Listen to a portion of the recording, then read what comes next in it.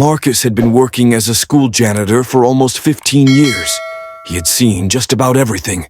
Graffiti in the bathrooms, kids sneaking into classrooms after hours, even the occasional rat in the cafeteria.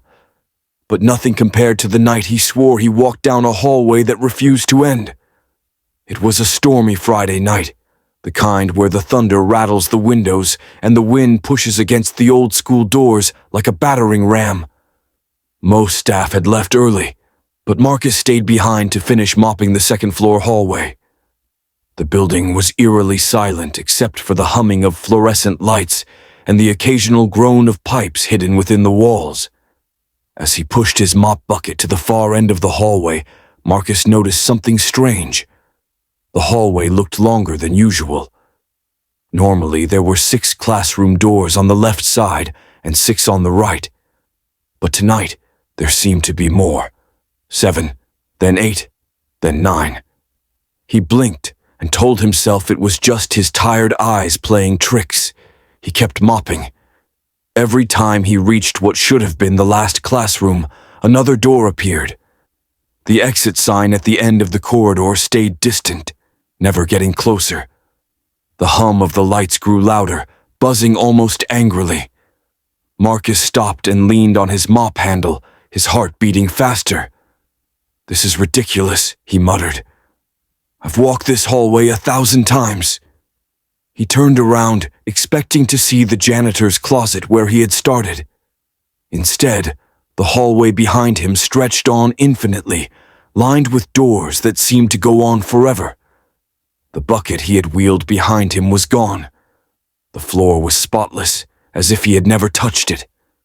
Panic set in. Marcus tried one of the doors, desperate for an escape. It creaked open, revealing a classroom drenched in darkness. The smell of chalk and dust hit his nose, but the air was ice cold. As his eyes adjusted, he realized the desks were all turned to face the back wall instead of the chalkboard. On that wall, in thick white chalk, were the words, "You don't belong here." He stumbled back, nearly tripping over his own feet, and slammed the door shut. His breathing grew ragged.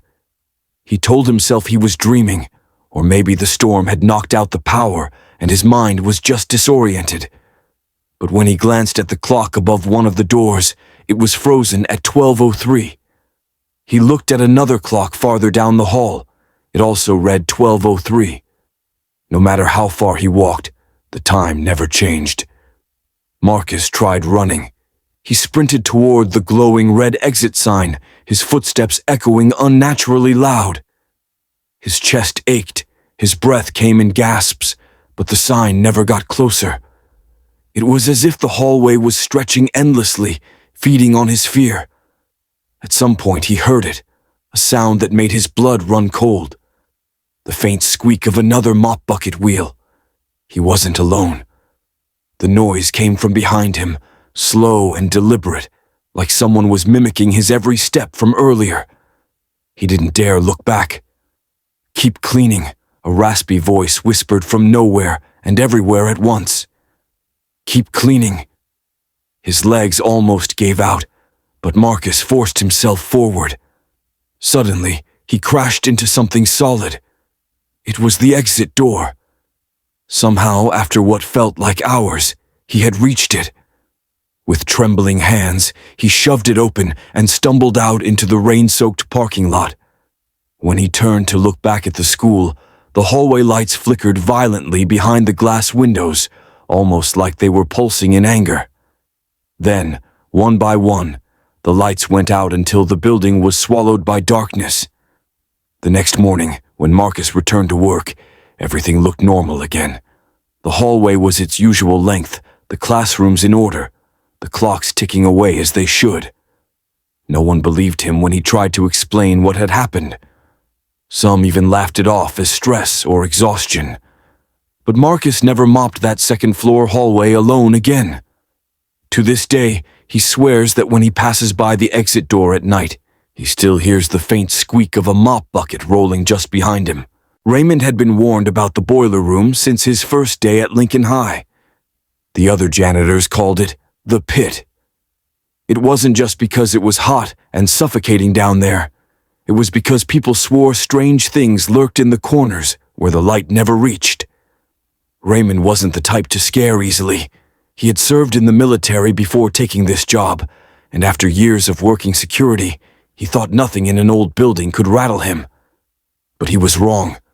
It was a late November night when the incident happened. The school was empty after a basketball game, and Raymond had been asked to double-check that the heating system was running properly. Winter storms had been fierce that year, and the last thing the district wanted was frozen pipes.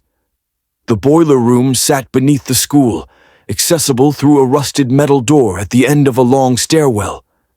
As Raymond descended, the air grew warmer and thicker, carrying a damp smell of mildew and burnt metal.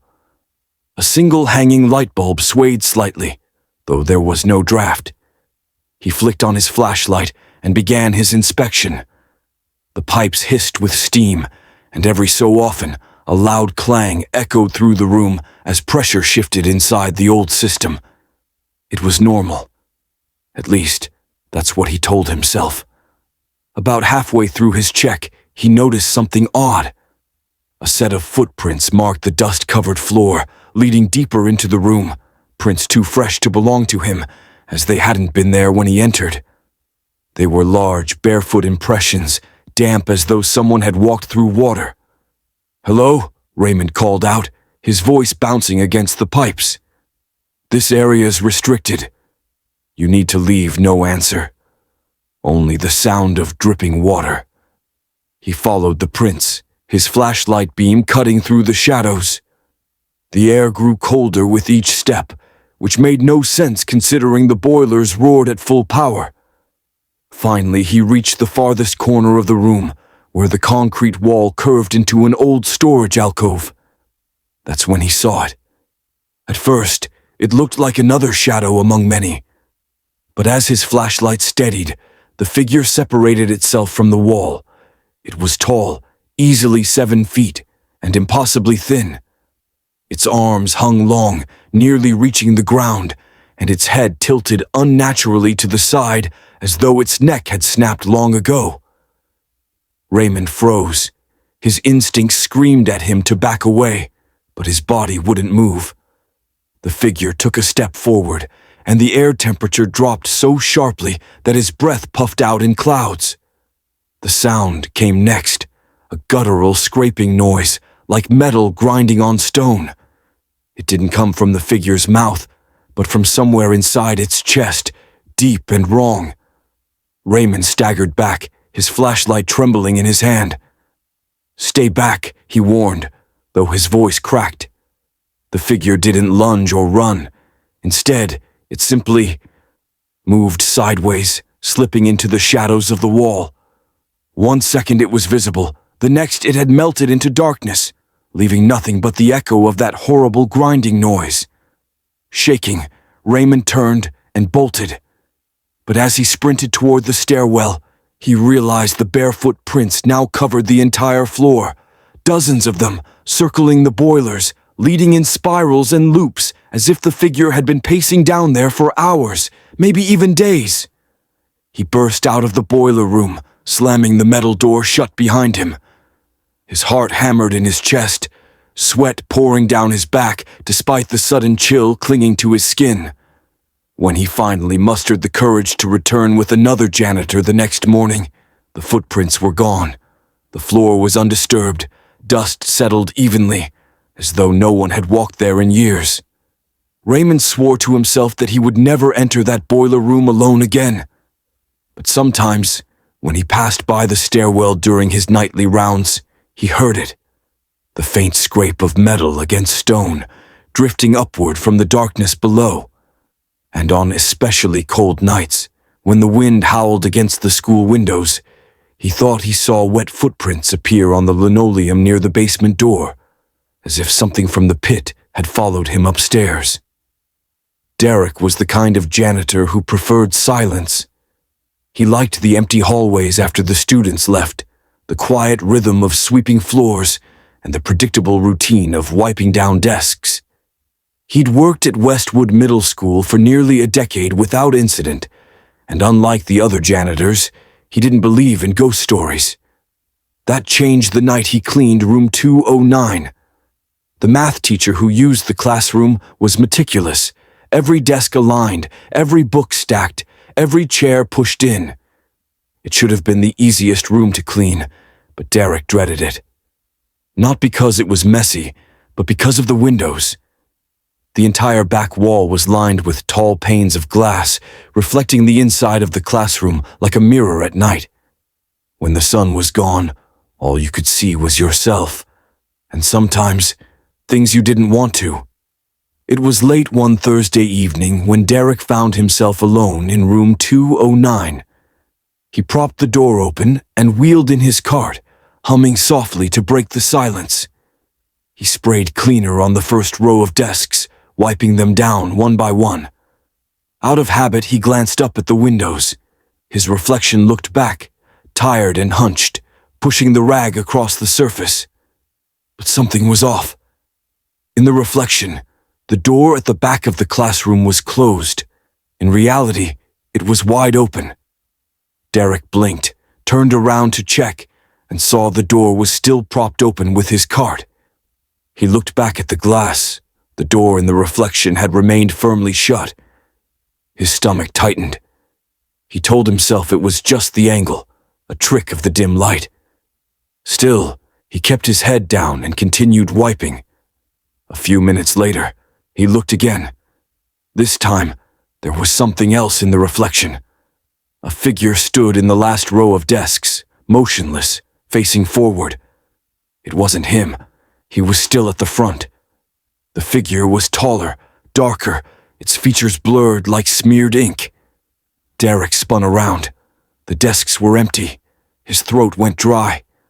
"It's just my imagination," he whispered, though he didn't believe it. Determined to finish quickly, he hurried through the rows, avoiding the windows. But as he reached the last row, the very spot where the figure had been, the air grew colder. His breath fogged faintly in front of him. That shouldn't have been possible. The school's heating was still on. When he finally gathered the courage to look at the windows again, his reflection was gone. The classroom was visible in the glass, but he wasn't in it. He raised a hand and waved. Nothing. The reflection didn't respond. Instead, the figure returned. It was standing where he had been moments ago, at the front of the class, holding a mop. Slowly its head tilted, as though acknowledging him. Derek staggered back, heart hammering in his chest. He grabbed his cart and bolted for the door, but the moment he reached the hallway, every classroom light flickered violently, buzzing like angry hornets. The reflections in the glass panes of the doors showed dozens of figures now, tall, shadowy, faceless, all standing perfectly still, all turned toward him. He sprinted down the hallway, not daring to look again. By the time he reached the main office, the lights had steadied, the building quiet once more. But when he went back to room 209 the next morning, the windows were different. Every single pane of glass had faint handprints smeared across it, as if dozens of people had pressed their palms to the glass during the night. The teacher was furious, assuming kids had broken in and vandalized the classroom. Derek didn't argue. He just kept his head down and scrubbed the glass, though the prints never fully faded, no matter how much he cleaned. From that night on, Derek refused to clean room 209 after dark. He swapped duties with another janitor whenever he could. But sometimes, even in other classrooms, he caught sight of movement in the glass when he knew he was alone. And on rare nights, when he passed by room 209, he swore he could see a shadow holding a mop inside the window, his own reflection, watching him from the wrong side of the glass.